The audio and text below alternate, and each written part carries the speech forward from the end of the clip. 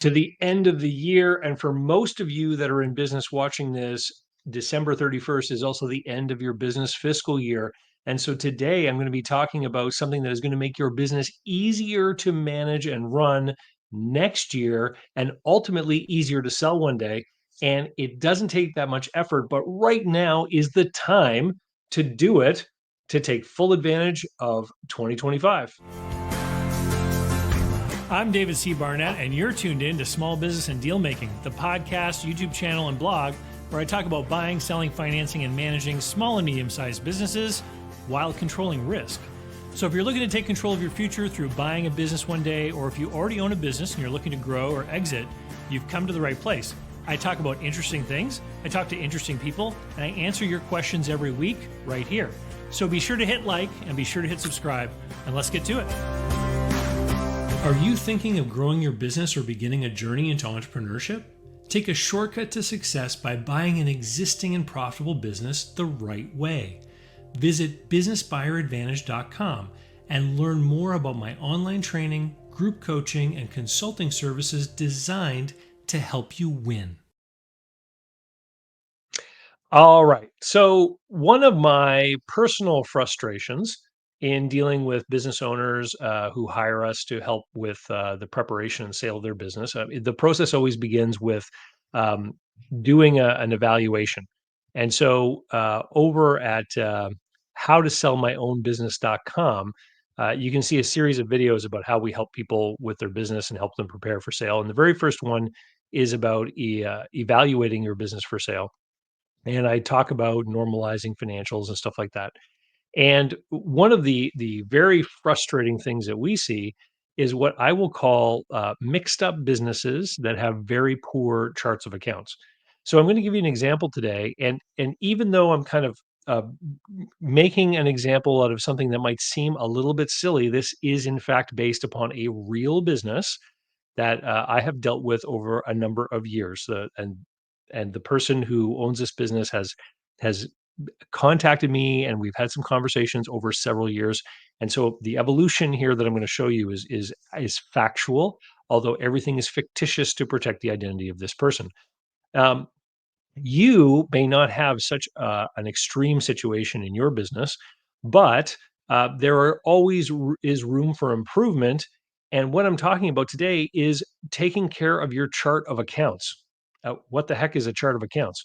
Well, a chart of accounts is basically the line items that are in your financial statements.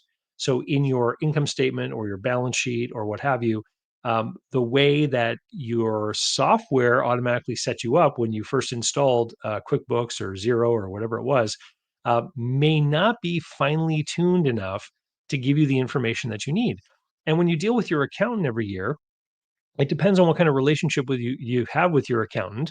If you've gone out there and just found the cheapest local accountant that will help you file a tax return, they're probably not spending a lot of time with you to help you better run and manage your business, because people who want to use their financial statements to run their business are going to make sure that they have a chart of accounts that actually holds information that's going to allow them to make decisions. So what the heck do I mean? Well, here, let me give you an example. So I'm going to share my screen, and we're going to be looking at a business that I have called Jimmy's Tow Truck Auto Repair, Propane Sales, and Bucket Truck Service. So this is an example of what I sometimes refer to as a mixed up business. This is a business that has a lot of different lines of stuff that they're doing. Okay, and as you can see here, if I look at the what we have on the screen, is we have sales, and the sales are $1 million a year. And then we have cost of goods sold of 450,000 and a gross profit of 550,000. Now, what is cost of goods sold? Cost of goods sold basically are all the direct expenses related to providing the product and service to the customer. So this would be the direct labor on auto repair. This would be the fuel that goes in that bucket truck, the fuel that goes in that tow truck, right? All this kind of stuff. And so that gives us the gross profit. And gross profit is one of the most important numbers on your income statement or P&L. And I even have a video, we'll link to it here, why gross profit is the most important number in your business. Now, below the gross profit are the overhead expenses, and I just listed some there. We're not going to get into that today, but there's insurance, advertising, utilities, rent, all that kind of stuff that you have to pay every month, regardless of how much business you do. The cost of goods sold is somewhat variable. If the tow truck didn't move in the month of March, then the tow truck fuel expense would be zero for the month of March, right? Because you're not burning any fuel if the tow truck's not driving around. So if I were to ask Jimmy after seeing this financial statement, this income statement, Jimmy, are you getting an appropriate gross margin on the bucket truck service? Or Jimmy, what percentage of your business is related to towing? Jimmy has no idea, right? And so what would Jimmy then do is Jimmy would then hum and haw and say, well, I figure that towing is about a quarter of my business, but he doesn't know for sure, right? And so how can he make decisions about the management of his business if he does not have information that factually tells him what is really happening in his business? And this is a situation I see with a lot of businesses that have been started by someone who has a technical trade, that myth, Michael Gerber thing about working in the business versus working on the business. They understand their trade, they understand how to do stuff, but they haven't developed their skills as a business person yet. And so they trust things like the software, like QuickBooks or whatever, to take care of their numbers. And when they take this information to their accountant every year to do their tax return, there's no problem at all because they've filled in all their sales and they put all of their costs in. They've got all their expenses in there. And so their profit number is correct and they're going to pay the proper tax bill. And so they're going to be completely compliant with tax code and all that other stuff. However, they don't have the information to make decisions in their business, right? It doesn't tell us here how much money is actually coming from towing versus the bucket truck versus auto repair. So after our first conversation, Jimmy updated their chart of accounts, and this is what it looked like the next year, right? So there's an evolution here, right? You can see. So now we have the sales category has been broken down into several subcategories. So now we have towing service with sales of 200,000, and we have auto repair with sales of 350. We have propane sales with 150 and bucket truck service of 300,000, right? But we still have cost of goods sold $450,000. So now we have a little bit of more insight into the business. We now know what proportion of revenue is coming from each of these different services that is being offered. So we have part of the equation, but then when I ask, which is your biggest money maker, he points to auto repair. But I then point out, wait a minute, in auto repair, you've got a couple of different things going on. You're collecting money from the sale of your technician's time, but you're also collecting money from the sale of parts. And the markup on your technician's time is different than the markup on your parts. So while sales of auto repair are the highest thing on your income statement right now, we don't actually know if it's your biggest moneymaker or not, right? Because while the information being presented here is more complete, we have an idea of where the money's coming from. We do not have the opposite side of it. Where are the direct costs that relate to these different lines of business? And you don't have to be as mixed up a business as what Jimmy has here to benefit from this kind of thing.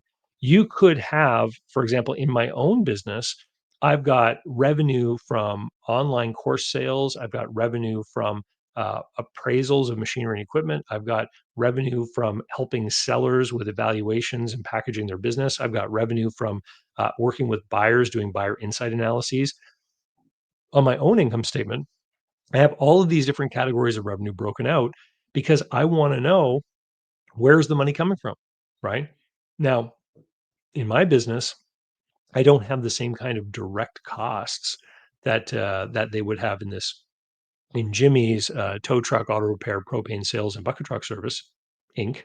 or Limited. And so for Jimmy, we're getting better, but we still do not have the information we need to really know what's going on with these different lines of trade, as they're sometimes referred to. So, evolution, uh, evolution number two, I guess. So let's roll the screen forward. Now, here's a much more impressive chart of accounts for the income statement. So what you can see here is now we've got sales for the towing service. Auto repair has now become two different lines. So we have auto repair service with sales of 150,000 and auto repair parts sales with sales of 200,000. So now we're differentiating between the labor charges that we sell to customers and the parts that we sell to customers.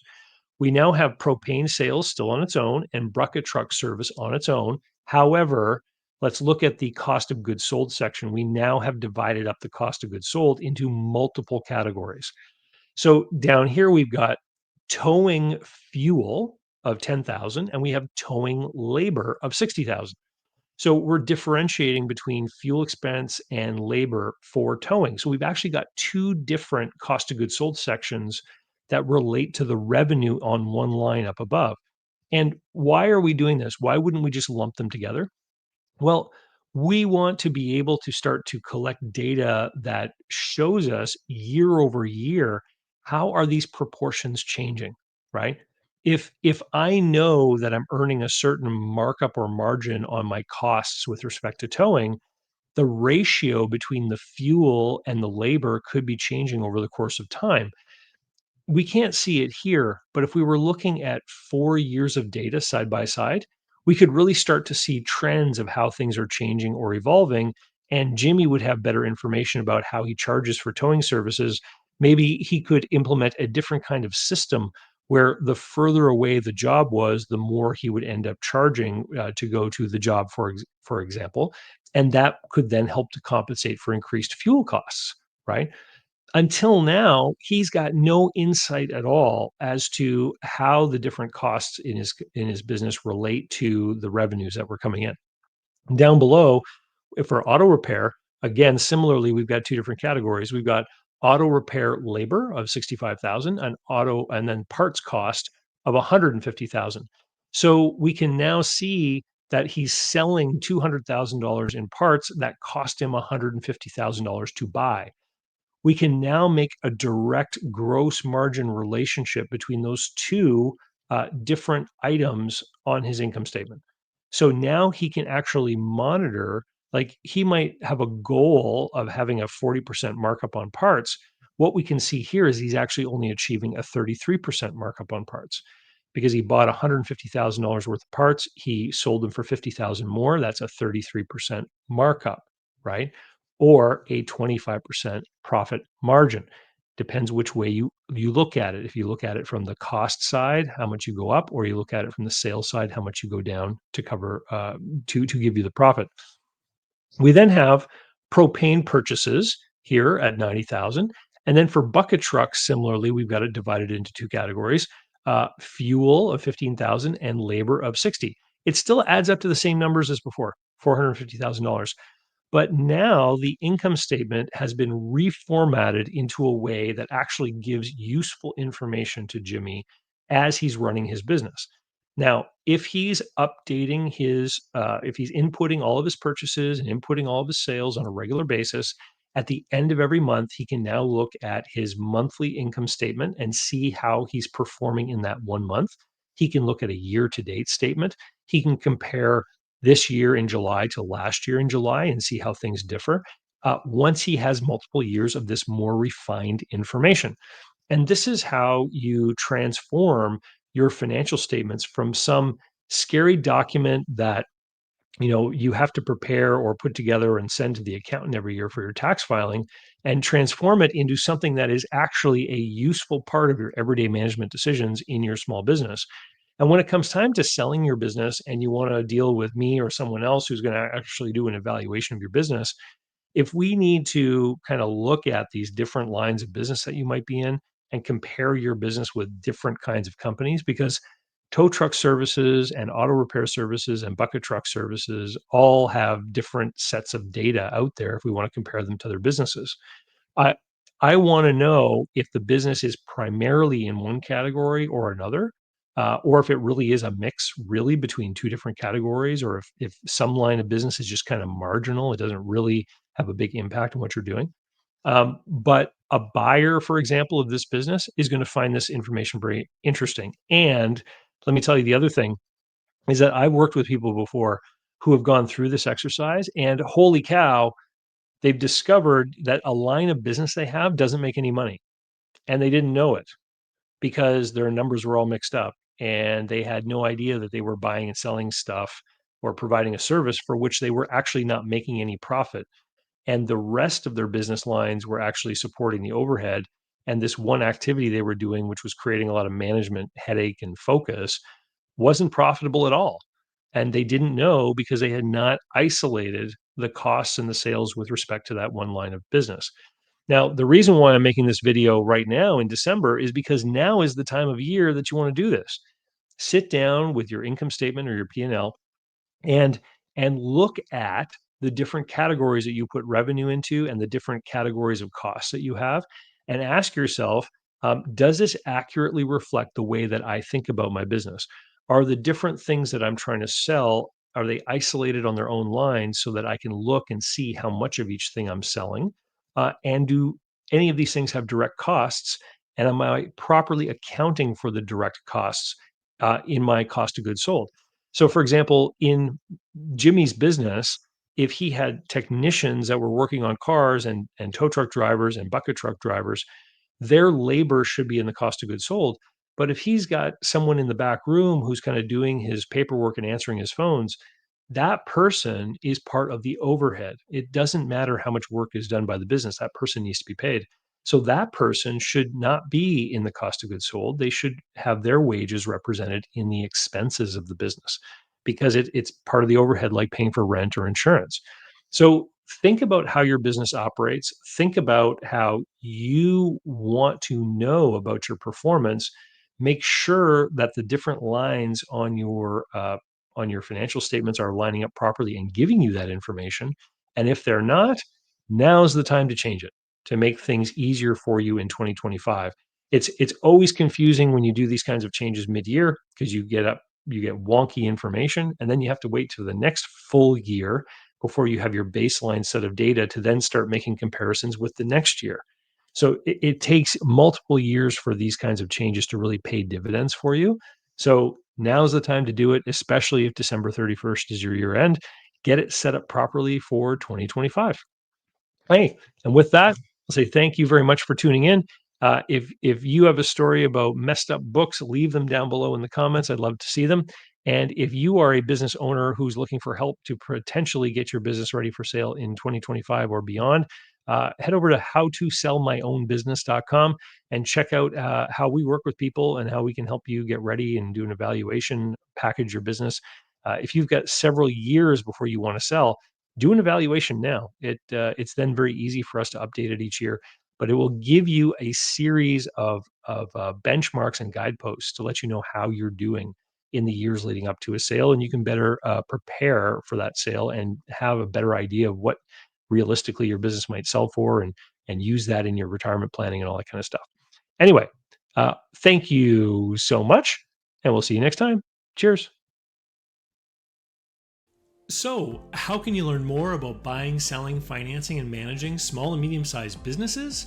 Easy. Go over to my blog site, davidcbarnett.com, where you can learn more about me and how I work with my clients. You can learn more about my books and courses that I've prepared for you. You can find out how to subscribe to my email list, the YouTube playlists, and more. There's literally hundreds of hours of content there, all for free, and I'd love for you to be my guest. Special thanks go to Mark Willis at Lake Growth Financial, today's video sponsor.